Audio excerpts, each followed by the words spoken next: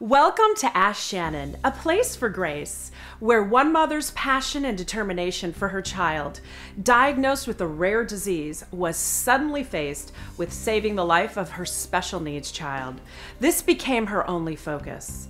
When the life of her child was threatened, Shannon Kenitz's instincts led her away from conventional medicine. She desperately found an alternative, natural approach, and the outcome was astounding. Shannon shares her knowledge and Grace's story, now full of hope and happiness. And now, Shannon Kenitz.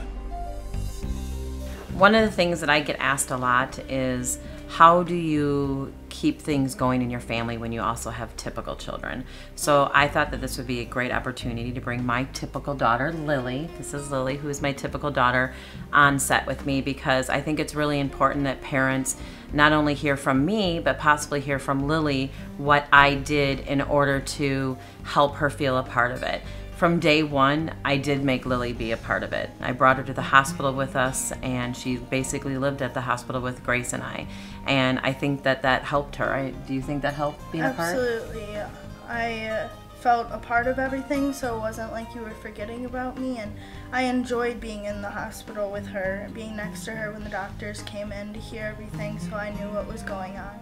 I think that's one of the best things that you can do, is involve the, especially the other children. So they know what's going on with their sibling, and they're not so much forgotten, just out of everything that's going on. And I know that a lot of you are thinking, well, maybe that's easy to do when children are older, but remember, this is like 13 years later. Lily is now in high school, but when Grace entered the hospital, Lily was only 3 years old, and so she was up in the hospital on her little tricycle. The doctors made her feel part of it by getting her that little doctor's coat, and you used to just ride that tricycle around like there was no tomorrow. And so I think that we sometimes underestimate, and we feel like it's not right to have our little children involved. But, hearing Lily speak, she remembers that. Do you remember all that? I do remember it all, and I'm glad that I was a part of it. So I've really been there with Grace through the whole thing, as a sister should be. Be there for her, even though she may have not realized it being an infant. But I was there so I could, go along with everyone else. Out of the mouth of the babes there. But yes, I mean, it's one of those challenges that we face as parents, whether or not to really include our typical children. And it's really going to be a personal preference, but in everything that I've ever read or everything that I've ever done, and just talking to Lily throughout the years of the path I chose, and believe me, it was a path that a lot of my family members disagreed with me. A lot of my family members were like, let me take Lily home, let her stay with us while you're up at the hospital. But I just didn't feel comfortable doing that. I wanted her to have that bond with me, but I wanted her to have those moments with Grace, because we didn't know how many more moments we would have with Grace. There were days that, we sat vigil with Grace and not knowing, and had Lily not been there, maybe she would not have had that bond, with her sister. When your kids get older, it's really important. Lily and I have done, I think, a pretty good job of having mom-daughter days. Yeah. We go to movies and different things and shopping, and we just find time that doesn't involve Grace and her therapist. You can probably talk more on that, like what things, parents maybe can do to help their kids, their typical kids. I think that's very important, spending time with them apart from with other siblings. Like, you'll pick me up from school when I get done, and we'll go shopping, or we'll go to lunch. And it's really nice to have that, because it is just you and I. It is difficult sometimes when you have, a special needs child with you.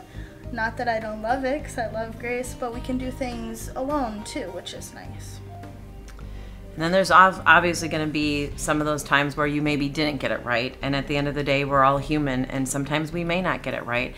And I'm sure that there are times when I didn't get it right, or I missed something because of what was going on. But at the end of the day, you're human, and you need to give yourself a break. But there's all these little things that you can do to make sure that you are including the typical children that are in your family involved in that special needs case, because you don't want them ever to resent, and you also never want them to feel like they were never a part of something, no matter how long you have with that loved one. And so those are just some of the little tips that you can do to make sure that you have that quality of time. And then there's the times where I didn't do things, like when that happened with Grace in your closet. Yeah. Can you talk a little about that? My sister went into my room, and she went into my closet when I was just sitting on my bed watching TV, just minding my own business, and she just walks in and goes into my closet and pulls all of my clothes off the hangers, starts bursting out laughing, and walks out the room. And what I was mad, but at the same time I was like, that's so awesome. Like, my sister's acting like a little brat of a younger sister, coming into my room and just bugging me. And what made me mad is my mom didn't ground her, because I would have been grounded if I would have done that. That's true. I didn't ground her. But those are some of the little mistakes that you can make along the way. And I was just kind of like, I remember looking at Lily and I'm like, dude, you have like so many years to catch up on. She's so not going to be grounded for doing half of those things.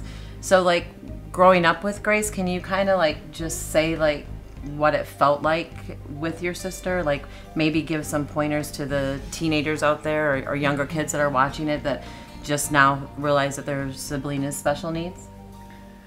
Just, keep the hope there, and, Grace is my younger sister, so as a child I always wanted to be next to her. It's like my mom said, we didn't know if the next morning she wasn't going to be there.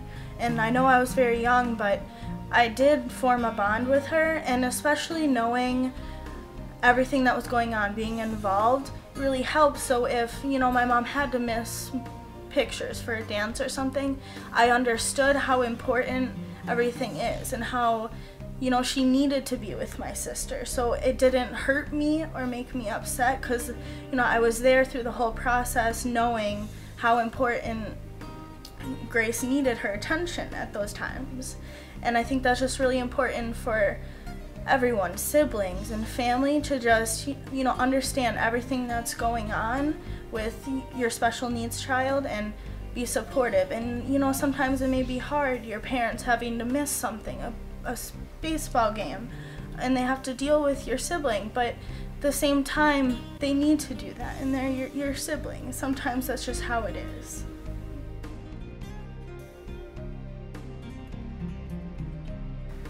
Please share this information with anyone who is facing special needs or health concerns at any age. Shannon's goal is to help as many people and parents as possible. If she can save you any heartache sharing the knowledge of what she has learned, that saved her daughter's life and possibly save you tens to even hundreds of thousands of dollars in resources that she spent, her goal is accomplished. Please visit shannonandgrace.com for continued updates and free resources. Send her an email with your questions. Subscribe to her YouTube channel. She is here to help you and will do all she can to assist.